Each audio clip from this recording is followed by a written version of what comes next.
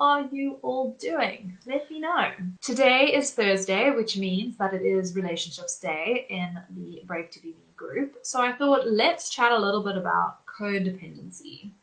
So in TA, we actually have a different word that covers this, so I'm going to talk into that. But before I do, I want to know from you, what is your thinking around the term codependent? Because I feel like a lot of people use that term, but they don't necessarily know what it means. So I would love to know, like, from you in a nutshell, what do you think codependence is? And maybe it does mean different things to different people, and that's okay. So don't feel like you're going to get it wrong if you do, put something out there. Maybe it is different things to different people. But I remember first coming across the term when I was in my very first relationship. I was 17 years old and it was my first love. And I remember somebody saying to me, "You're in a codependent relationship." And I was like, what does that even mean? And reading up about it a little bit and basically finding out that it meant that we couldn't depend, we weren't independent.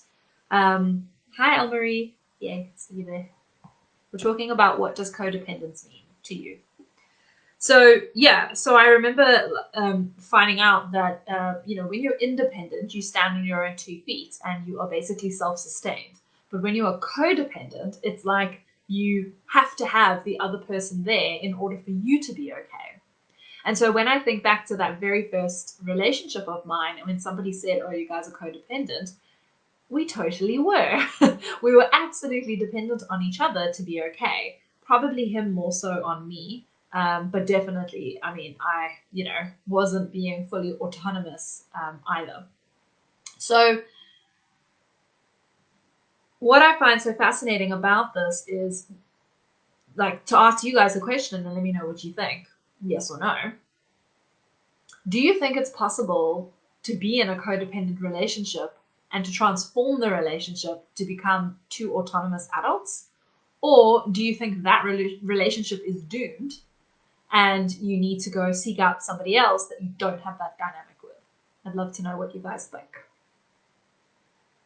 Brendan says, a relationship where you're reliant on the other person, sort of like you're not able to stand alone. Yes, that's exactly what I think. That's exactly how I would define it. Exactly. It's like by yourself, you're not a whole person. You need the other person to make you whole, which is not really true, but that's how it feels.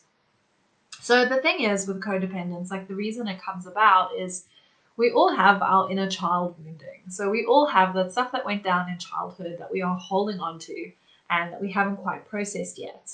And our number one objective as people is to be loved and to be accepted for who we are. But we are so scared to show people who we really are in case they reject that person. And that's our journey here in the Brave group, is being brave to be me. So what we do is we create all kinds of rules and stories about how we think we need to be in order to be accepted and loved, that primary objective.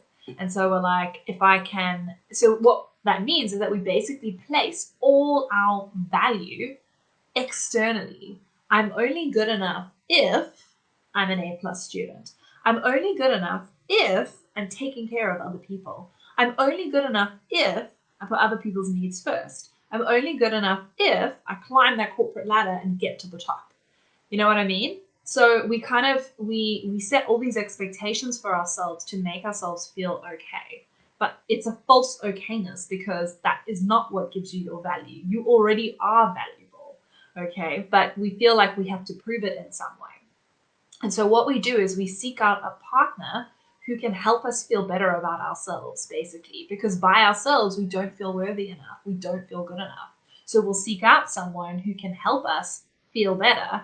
But the problem is then you become addicted to that and you begin to need that person in order to be okay. And again, this is a false sense of okayness. You're not really okay. You're temporarily feeling that rush of love and closeness, and it helps your inner child feel like, oh my gosh, I'm loved. But what happens if something happens to that person? And I'll never forget someone saying that to me. They were like, about my first boyfriend, they were like, what if something happened to him? How would you be okay? Or vice versa, what if something happened to you? Would he be okay? And having that stark realization of, oh my gosh, no, it wouldn't be okay. I can't be that dependent on someone. Like, my happiness cannot depend on somebody else's. That's really scary. Yeah, so for me, that was like a really powerful question to be asked. Easier to move on, but are they valuable enough for other reasons to fix it? So the thing is, if you do move on from the relationship, if you're like, okay, we're codependent, this is unhealthy, it's not feeling good, let me just break up with you and move on to the next person. If you don't begin to heal the reason that you were in a codependent relationship in the first place, chances are you're going to end up in another one. So I do think there's that to consider. But yeah, are there other reasons to be in the relationship? Is it worth saving? Is it worth trying to renegotiate the terms and to each become, more autonomous? So autonomy is like the ultimate goal when it comes to TA theory, transactional analysis. Autonomy is like what we all strive for, to be an autonomous adult. So basically to stand on my own 2 feet, make my own decisions, to know myself and to live life according to that. That's kind of my definition of autonomous. So that's what I strive for. So, I mean, if it's a boyfriend or a girlfriend, you know what I mean? Like what could be a temporary partner, it's easier to leave. But what if you're married? What if you have kids and you're in a codependent relationship? A lot of parents form codependent relationships with their children, of small ages and grown-up ages, where it becomes this very unhealthy dynamic. And if it works for both of you, then that's okay. And I guess it does. I can think of someone I know, and her and her husband have this perfectly codependent relationship, and it works for them because neither one of them is prepared to step outside of the role that they're playing for each other. She likes to give, he likes to take. So as long as she's happy to give, he's happy to take, and it all works. But what happens when one person starts to miss the parts of themselves that they're not taking care of, that they're not honoring? And what really illustrates that is the TA term symbiosis. So I've actually got a little whiteboard, and I'm going to show that to you to help paint the picture in a moment. What I learned is we need to be 100% ourselves. Absolutely. A friend's boyfriend said if she left, he'd commit suicide. She eventually told him it was his decision, and she walked away. Yeah, it's so difficult. And I mean, how is that healthy? How is that healthy to be in a relationship like that where the other person threatens to kill themselves because you might walk away? Like, that is serious. There's some serious healing that needs to take place there. And to be honest, I mean, that was the situation I ended up in with my first boyfriend. Is he threatened to commit suicide? And yeah, I mean, I was like 17, that was too much. So I did end up leaving, and he ended up being okay. And now he's married and has kids, and I think a good career. I don't really know. But the last time I checked, out of curiosity, did a bit of Facebook stalking, I saw he's actually living a really happy life. So it can take a while to recover from these things as well. I think it was a full 3 years before I could see him bump into him without getting a stomach ache. Had a very visceral reaction to him because it was just so, just totally lost myself in it. And I'm sure like many of you have had that experience as well. And I don't think it always has to be romantic either. I think we can have codependent relationships with other people, like I said, parents, children, siblings, friends. Yeah. I spent 50 years in a codependent relationship, which wasn't healthy. Yeah. It's a long time, Pam. It's a really long time. And I know you put in so much work to come out the other side of that. Yeah, it does take some work. And the work is building yourself up and realizing like, oh, I actually am a whole person. I don't need somebody else to define my worth. I don't need somebody else to tell me that I have value. Like, I can actually see my own value, and I can love and accept myself for who I am, warts and all, and I can share that person with other people.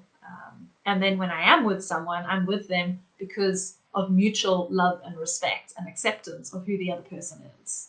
Because that's the other thing with codependence, is that you expect people to play the role that you need them to play. So you basically expect them to be who you need them to be in order to sustain that feeling of okayness. But that's not fair because you're expecting them to be someone that chances are they're not. or to amplify certain parts of themselves or minimize certain parts of themselves. And it's deeply disrespectful. And I mean, I did that for years, not just with that first boyfriend, there were more after. Okay. Quite an established pattern of codependent relationships. So, but it's deeply disrespectful to the other person and to yourself. So, so part of the work coming out of that is being able to shift the way that you feel about yourself so that you don't need somebody else to be who you need them to be, because you are who you need yourself to be, if that makes sense. So trying to figure out, like, okay, well, how do we fix this relationship if this is a relationship that you are committed to being in, but you start shifting the dynamics? And this is tricky. It's really, really tricky when you're in the relationship. It's much easier, obviously, when you're single to be able to say, especially if this is within a romantic context, it's much easier when you're single to say, okay, I'm going to do all this work on myself. I'm going to feel really good. But I tell you what, as soon as you meet someone, you're going to be confronted with the same dynamic to test, have you really learned the lesson? And I know, like, that happened with Garth and I. The potential was there to have that same dynamic play out. And I went to my therapist and I was like, I can see this. I can see that I'm going to go down the same path, and I don't want to do that. Because like you said there, Bronwyn, like, it was worth it to me to do it differently.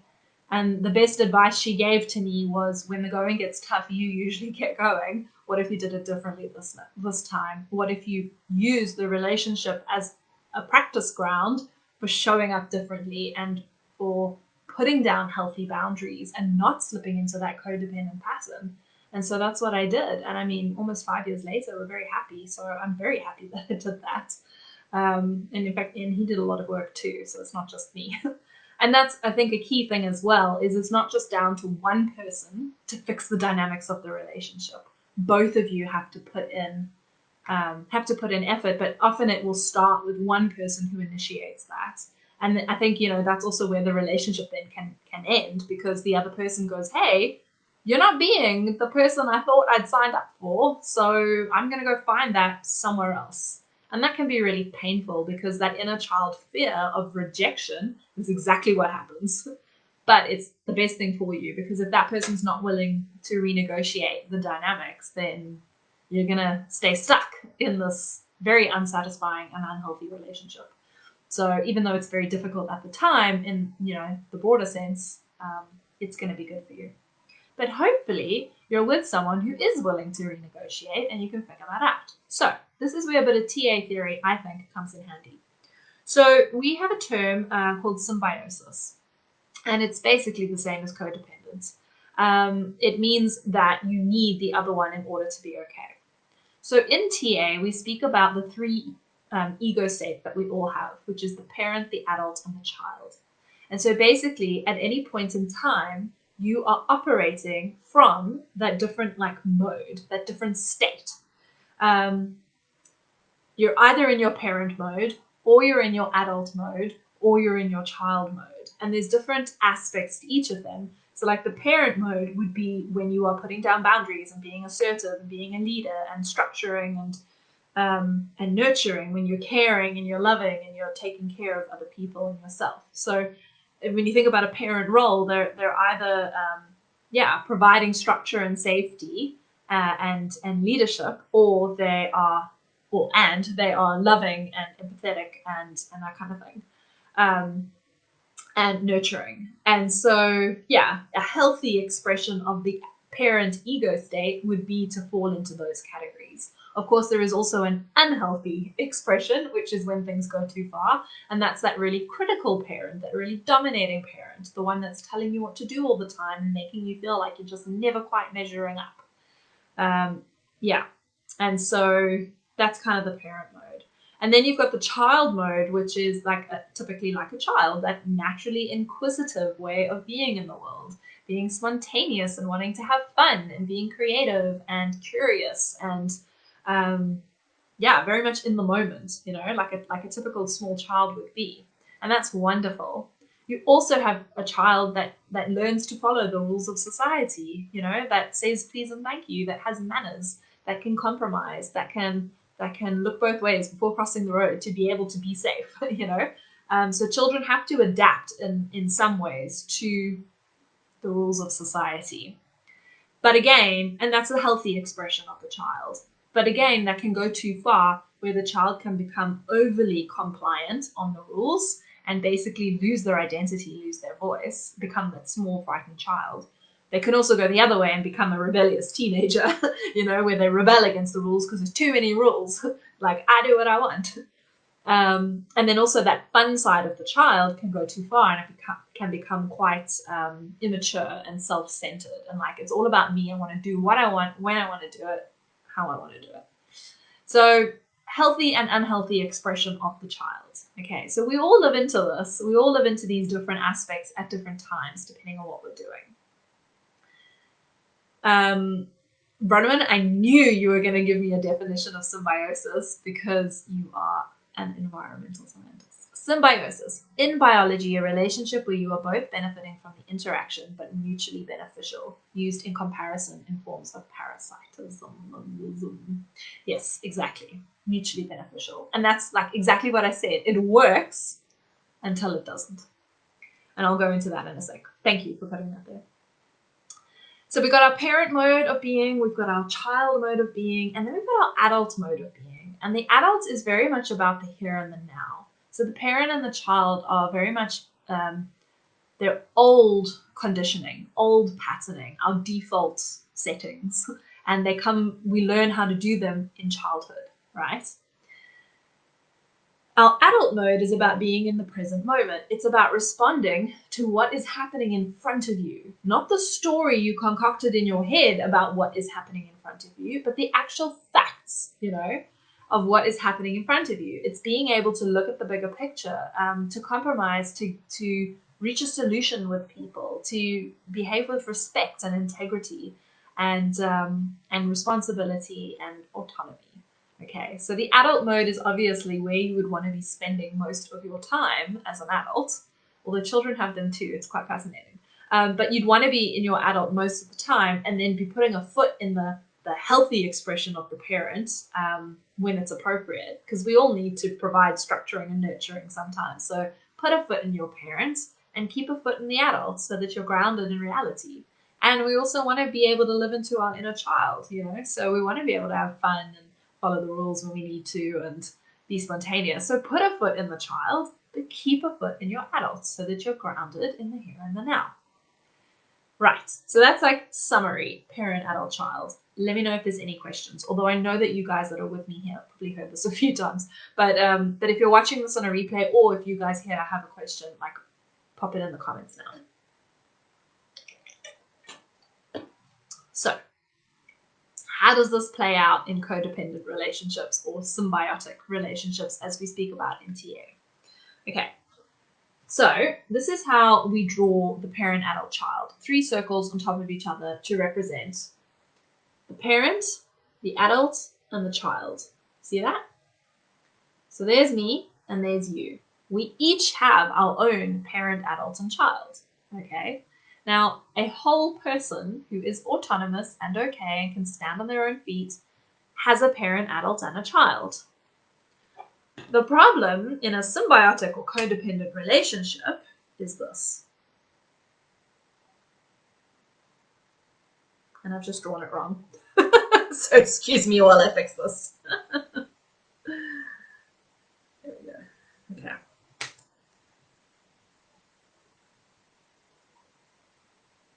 There we go. So what happens in a codependent and symbiotic relationship is separately, we actually don't live into all of our ego states, but together we form, it's mirrored image, so it's a bit confusing, but together we form a complete person. So my parent and adult fit in with your child.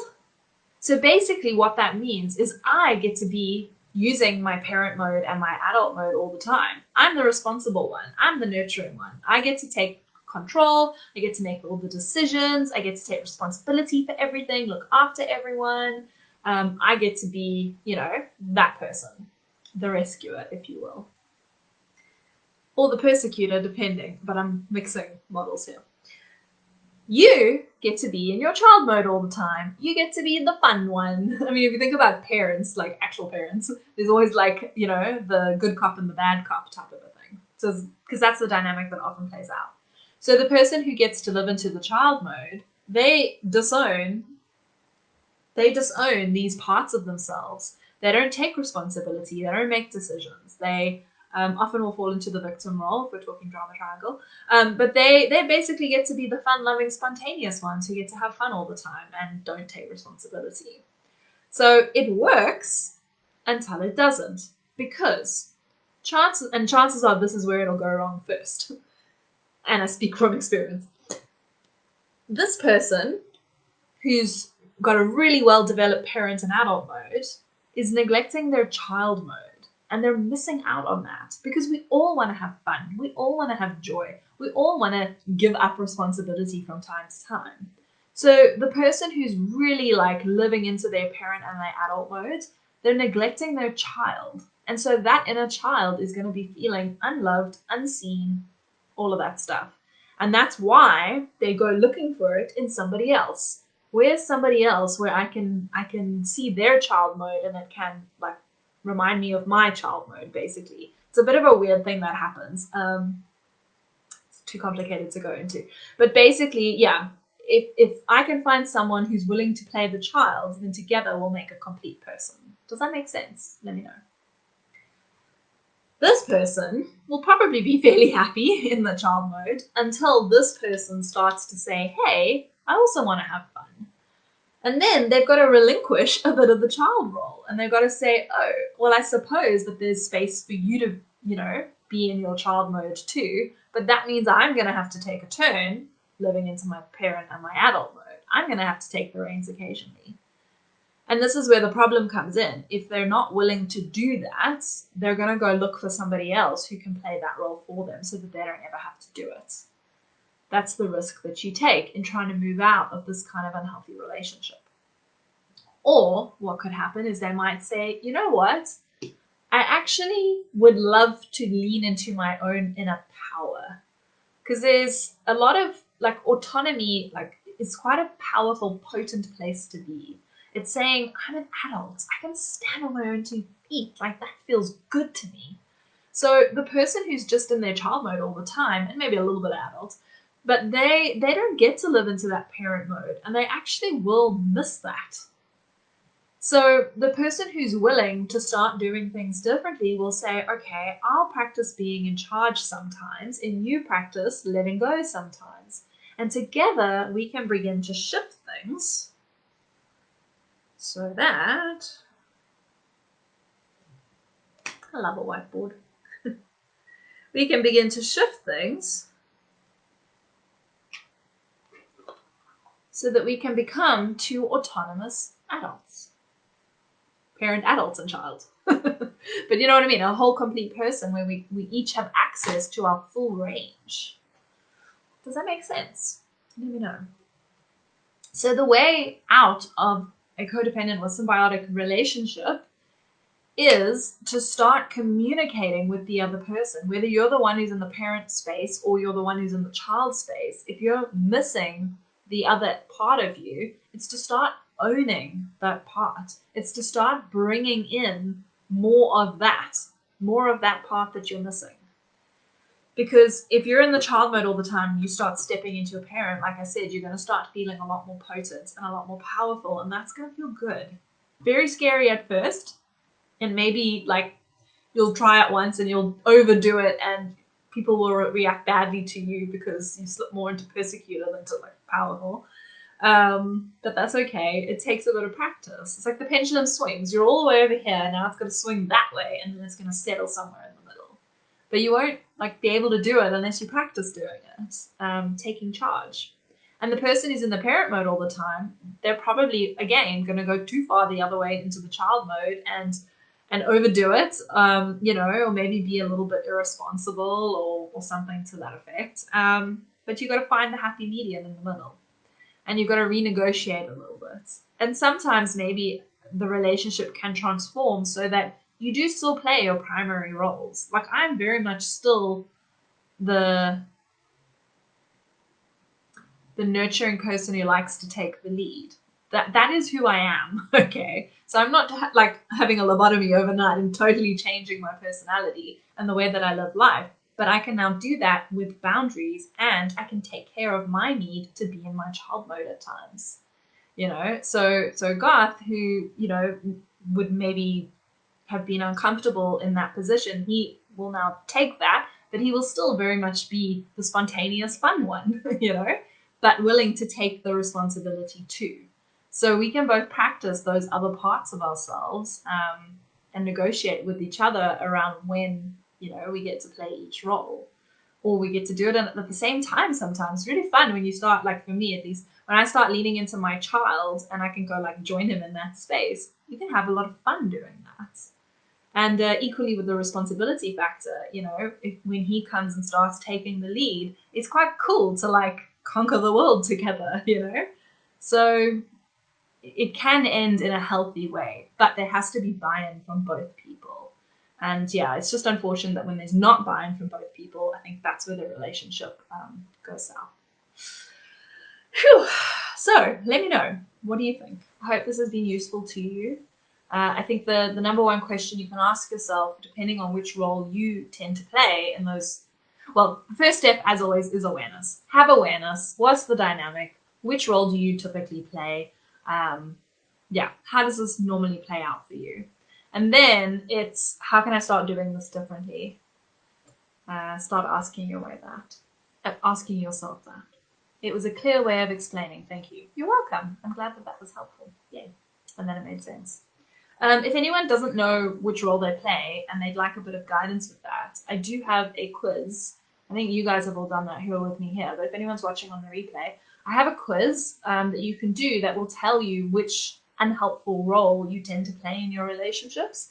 And then there's a few emails after that offer some guidance on how to move out of that. So if you do want that, I'll pop a link in the caption or in the comments now, and you can go do that quiz. So let me send you so much love. Mwah. Bye. Thank you.